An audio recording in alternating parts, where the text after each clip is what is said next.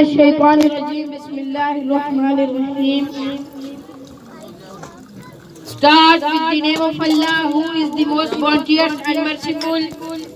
Respected principal, teachers, and all the listeners, Assalamu alaikum. My name is Abdul Jabbar. I read in class 6. Today my topic of speech is knowledge is power. Knowledge is power is very famous and effective proverb said by the great personality Francis Bacon.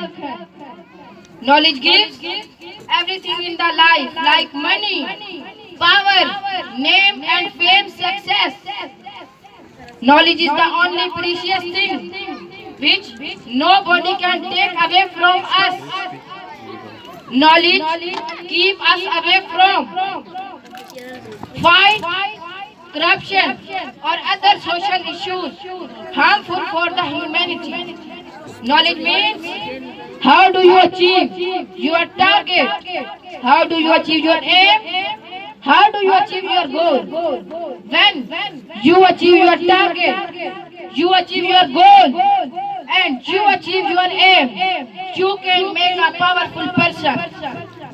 Respected principal, we know that learning gives creativity. Creativity leads to thinking. Thinking provides knowledge, and knowledge makes you great.